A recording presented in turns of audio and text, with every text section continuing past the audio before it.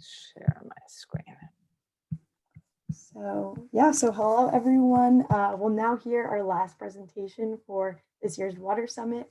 I'd like to welcome Dr. Newsha Ajami, who is a Director of Urban Water Policy with Stanford's Water in the West program and was one of our panelists yesterday. So as a leading expert in sustainable water resource management, smart cities, and the water energy food nexus, she uses data science principles to study the human and policy dimensions of urban water and hydrologic systems.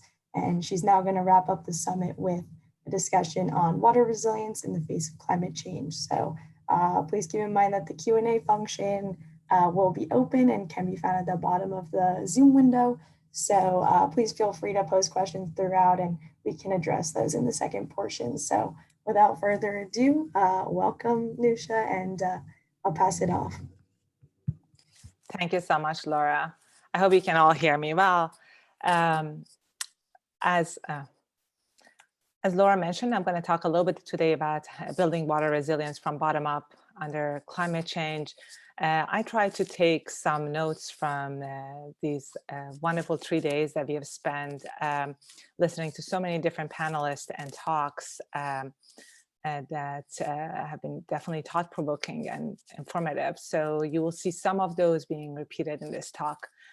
Water is definitely central to everything we do, and we need it for everything from recreation, navigation, wildlife, power, domestic need, agriculture, health.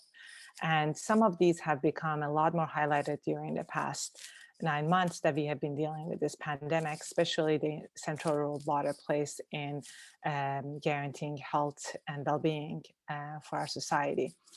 And while we live in the 21st century and we have our 21st century problems and challenges, our role is still defined by the 20th century infrastructure model.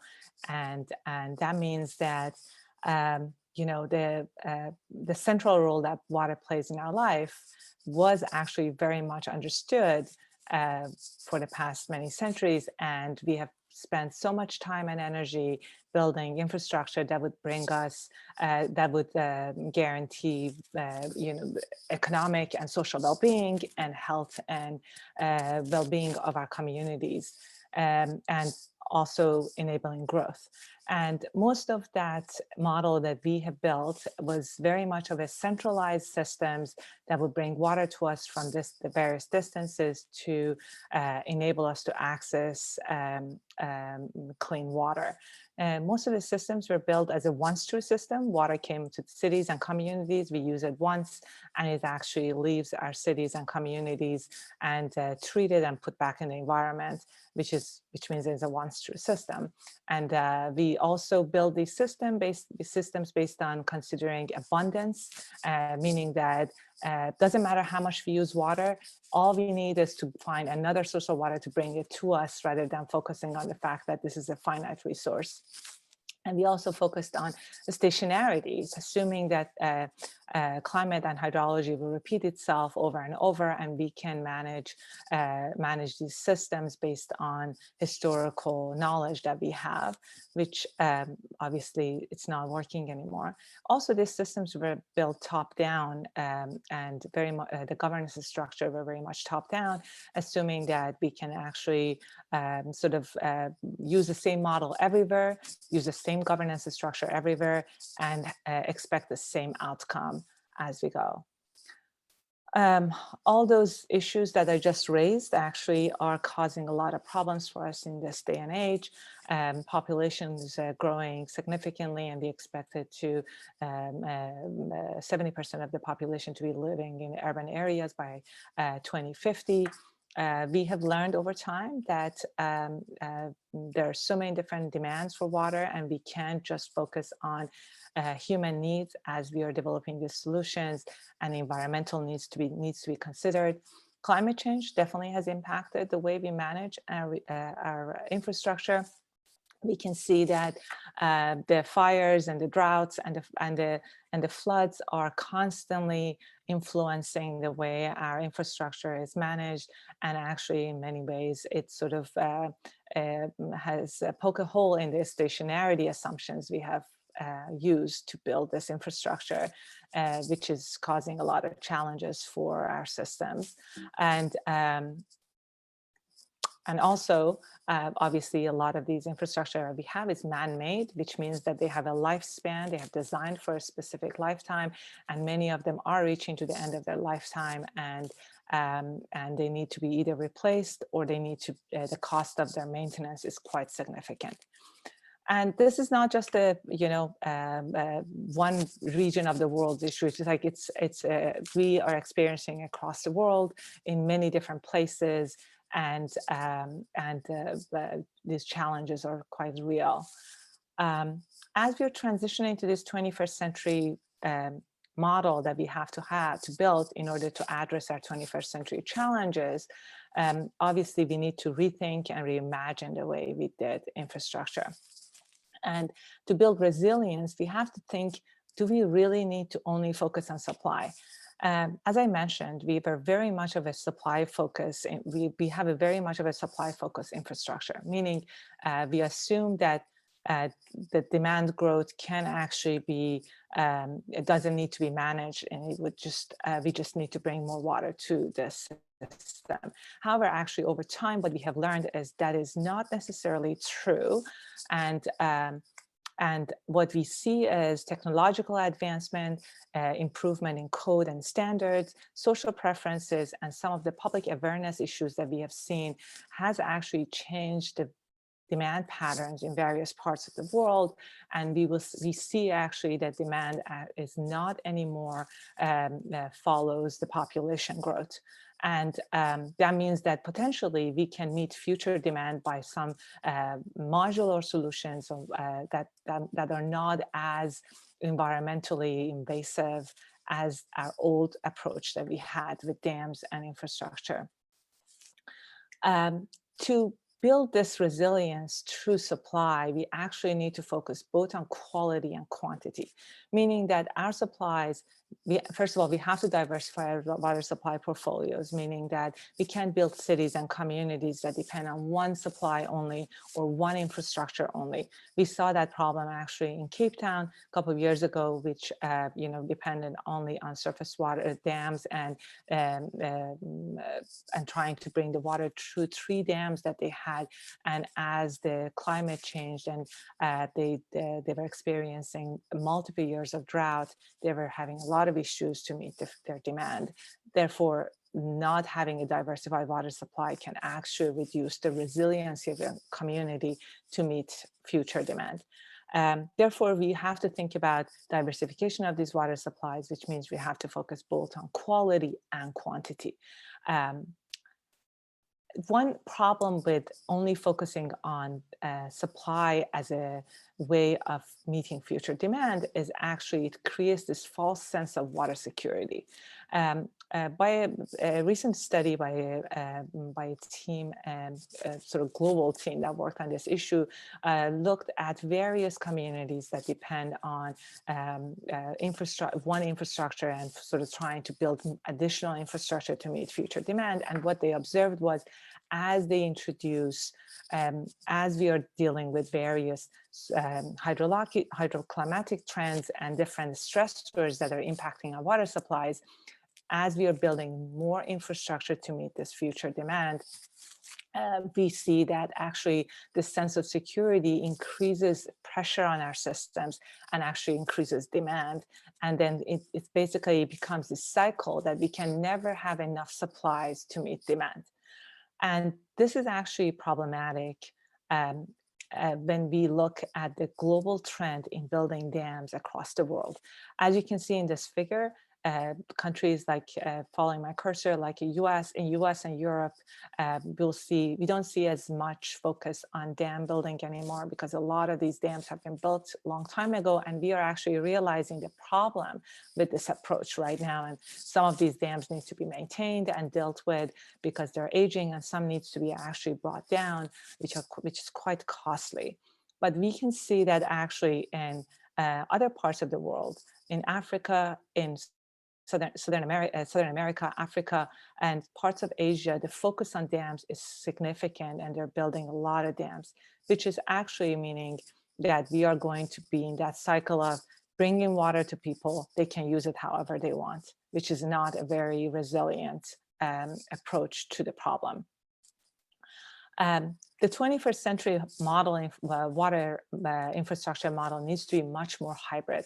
We actually need to think about how this once true systems that we depended on in the 20th century is not going to bring us resiliency in the future. So we have to focus a lot more on the circularity of the system, how we can actually make systems to be use water as many times as we can within the city, try to be more efficient and effective in the way we use water, try to depend on nature as a way of bringing water, managing stormwater, and actually also recharging our groundwater, or actually using green infrastructure to meet some of the demand within a city, and also trying to recover as many resources as we can from the system. And this is going to be something that can help us to be much more resilient in the future. As we are introducing these distributed systems into our existing infrastructure model, or actually using it to build future cities, we can actually create more flexibility and resiliency and reliability by doing this. Partly because they're much more flexible. These systems are much more flexible because often they're modular, they're smaller, they're closer to the customer. So they can actually make better decisions in the way they use water.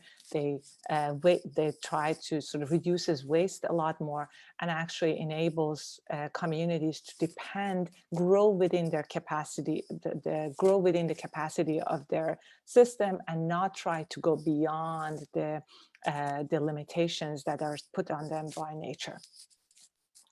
Also, focusing on demand is extremely important. It's not just about focusing on demand management, but also demand diversification. Think about every day, how much you use water and how do you use it and where do you use it? We use water for so many different purposes, but not every one of those requires high quality water supply.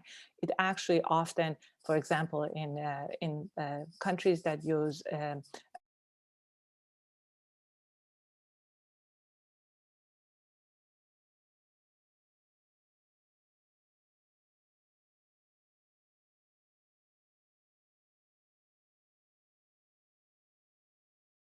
or when we're flushing down the toilet, you know, that water does not need to be high quality. Just a very, very small percentage of the water we use on a daily basis that's used for showering, for eating, for drinking needs to be high quality water. The problem with once true systems that we have is that they actually take water, make everything treat everything to the highest quality, and then delivers this to us. And then we actually use it for different purposes. So this diversification of demand is very important because it can help us to change the way we meet future demand. Just to give you an example, for example, in California, since the 1960s, our water demand has not, total water demand has not increased. Actually, population almost doubled, but our water use has not increased. However, our productivity and the way we use water has increased significantly. This is not an uncommon thing. For example, another example I give you, the city of Los Angeles, which many of you might be familiar with.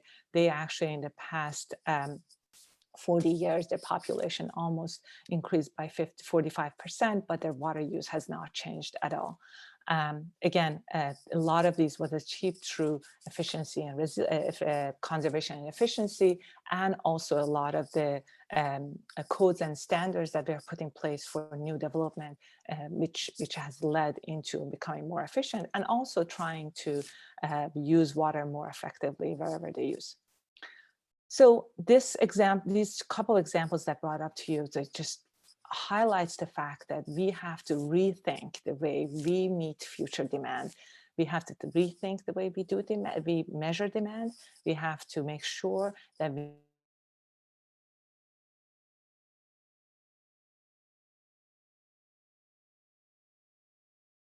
effective in a way of bringing these distributed and modular system to meet future demand, rather than building much more dams and large centralized infrastructure. Another piece of this diversification and building resilience is actually focusing on governance. We live in the 21st century. Everything is sort of centered around data. We have our phones are sort of optimized the way we see different things based on the data they gather from us. Which is very, very important in the way that we think about water.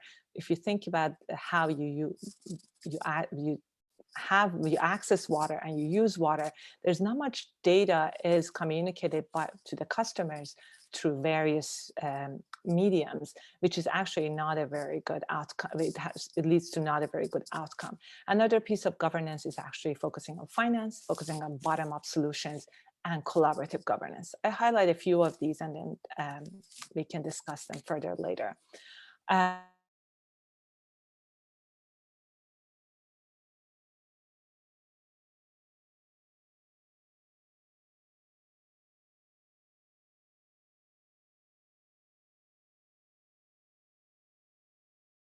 Measures and many more, and recycling plants, and many more solutions that can go under that category. And these solutions actually creating a hybrid infrastructure model that we have to manage in a very different way that we did with our centralized systems. Which means we need new tools and new decision support tools to be able to manage these systems in a coordinated manner. To make this happen, we need big data, we need better information, and better information technology systems put in place. We also need better regulatory systems that can actually enable uptake of these decentralized solutions and actually introduce them seamlessly into our existing centralized system that we have. Another piece of this is, as I mentioned, this whole top-down management that we were using is not necessarily working for us. People, customers, end users, you and me, we use water in so many different ways. And if we have better information about where we use it, how much we use water, where does the water go actually afterwards,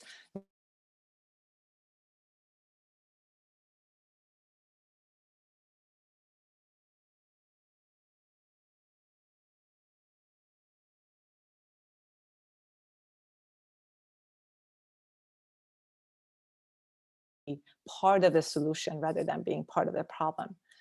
In a recent study that was done by various groups, the focus on fragmentation in our existing regulatory and institutional systems has been highlighted as one of the problems we are having with sort of building resilience. As we are introducing these alternative water supply sources in our system, we have to have a better way of managing it. We have to be able to sort of, as I said, use these systems in a more seamless manner and be able to manage it. We also need a very different financing model to be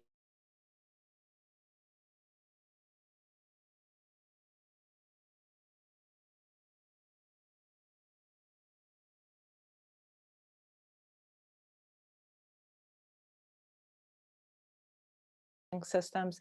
We discussed yesterday in a panel I was at, the old models of only top-down government investment and also public-private partnerships in an old manner is not necessarily the way we can build resilience. Communities need to be part of this process, and they need to be at the heart of the decision making, and they need to be actually part of the way we are financing this infrastructure that we need for the future. This can reduce some of the risk that is incorporated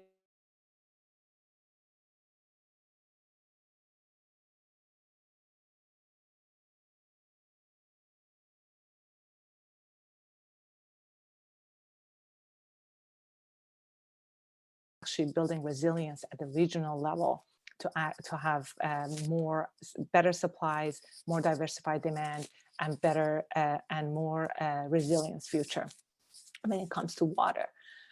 Another piece of this is actually, as I mentioned earlier, is also communication strategies. In a recent study that was done by a team in University of Illinois, they actually asked multiple people, what do they think their water systems look like?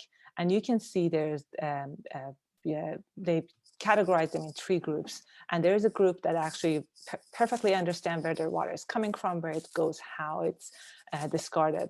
However, group C and B in this figure, as you can see, they have limited understanding of where their water is coming from and where it goes. So when we are talking about financing and we are talking about water use and demand, these issues are at the heart of both of those. Because if I don't know where my water is coming from and where it's going, I'm not willing to pay for a resource that I'm using. And I'm not willing to invest in a future of that system. Also, if I don't know where my water is coming from and where it's going and the value and the preciousness of the resource, then I'm not really thinking thoughtfully in the way I use water in the house. I know this is very much focused on the developed world and the communities that have access to resources and infrastructure, but actually some of these are very key points that needs to be incorporated in building future cities, because future cities need to be focused on how customers need to be as part of this decision-making process and understand the system and the value that's bringing to them. To wrap this up, I'm going to leave you with some of the learnings that I had in the past couple of days, and also some of the ideas that we have to think about when we are thinking about resiliency and future, building water resilient future.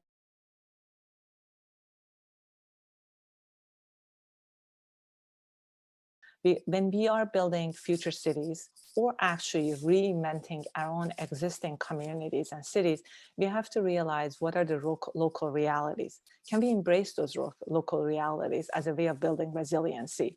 We also need to think about solutions that are sort of tailored to meet local knowledge and priorities. Think about all the issues we are dealing with currently with hardscapes and the fact that we don't have enough space, we don't have enough landscaping to or sponge cities model that would enable for the water when it rains to be penetrating and infiltrating into the ground and dealing with some of the flooding that we are dealing with in our cities. Those are all issues that are some of the consequences of the decisions we have made in the past that we did not envision the challenges that they can bring. So this understanding the solutions that we put on the ground and how they would work in a local place and the impacts that this has is key in building future resiliency. Also, we have to work with nature rather than trying to conquer the nature. We are most vulnerable to climate change in places that we have tried to engineer our way out of the natural limitations. Think about dams. Think about the droughts that we are experiencing. Think about hardscapes, levees, fires, fire suppression, and many more.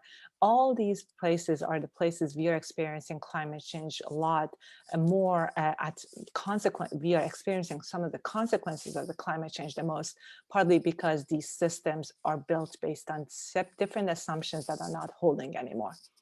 We have to value water, as I mentioned, while we are respecting human right to water and making sure everybody has guaranteed access to clean water for their essential needs. We have to remember not to waste water. I mean, we have to revisit the way our water sector has the business model that our water sector has currently, and make sure that water is valued properly and managed properly to avoid waste and to have enough resources to build for the future. We need to reimagine the way that we as customers as end users, we engage with our water management and governance, as I highlighted. We also need to revisit the way we define infrastructure. When I mention the word infrastructure, what do you think? You probably think about dams, roads, transmission lines. Think about all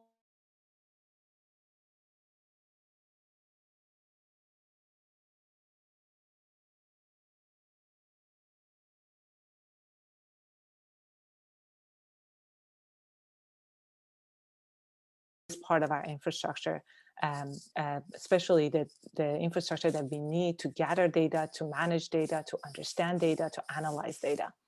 Think about institutions that are essential part of water management. Those are part of the water infrastructure. Models and tools that we use, those are part of infrastructure. The problem is currently we invest mostly on the hard infrastructure and not much on the soft infrastructure. So as we build future cities, we have to think what's the role of these soft infrastructure, and we need to make sure we have enough resources to maintain and manage these. We also need to focus on cross-sector synergies, water, food, energy, transportation, and we need to understand what's the role of water in all these parts, in all these sectors, and how we can make sure we do more of a cross-sector or integrated resource management and pay attention to the nexus as we focus on future resilience rather than just focusing on the siloed sectors. Also, we have to build, as I mentioned, as we revisit how we build future cities and communities, we should not use as old and outdated model that we had in the 20th century and build 21st century cities. 21st century cities have to leapfrog. They actually need to focus more on soft infrastructure, nature-centric solutions, circular economy, trying to engage end user as part of the building these new communities, decentralized system and modular systems that are flexible and and more adaptable. Demand-centric, we need to focus on how we can minimize waste in these new communities and cities. And these systems in these cities needs to have more adaptable governance structure, not the rigid ones that were rebuilt in the 20th century, which were top-down and didn't necessarily understand the bottom-up opportunities. And the old cities, as they retrofit within them, they have to think about new governance models that need to be put in place. We have to sort of disrupt that old top-down model that we had. We have to reevaluate the utility business model. We have to value water more. We have to have better communication strategies, because as we are rebuilding our communities, we need better, as I said, financing model and funding structure. And that means that people need to be part of this process. And the last thing I would say is we have to create more transparency and fairness around supply chains that we have. So just because some of our efficiency that we have experienced in the past century has been brought up because we have moved our agricultural practices or actually industrial productions to other countries, doesn't mean that we are not responsible for those impacts that we are making. We have to pay attention how these supply chains are transparent. We have to understand where water is in this process. We need to make sure that we create transparency and understanding of how these systems are working. And customers are at the heart of this, because you and I and people who use any products that come out of these supply chains, regardless of if it's food or clothing or actually the phones that we are using, we can make a difference in this process. We can demand to be more, to pay attention to what goes into what we are using and consuming, and demand more fairness in the process. And I close with saying, we cannot solve our problems by using the same thinking that we had before. This is what Albert Einstein said, and I cannot agree more with him, because the reality is the same thinking would lead to the same outcome. So we have to build new models if we want a different outcome.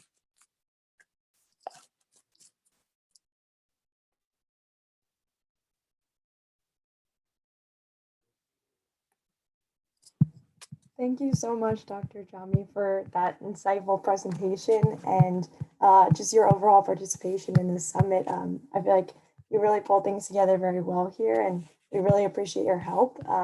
So it was really great to hear those takeaways from the past few days. I think at this point, we will pull up Susan Mercury, who would like to say a few words. She is an environmental engineer and MIT D-Lab lecturer, an expert with decades of experience in the wash sector. So she'll make a few remarks before we finally wrap up.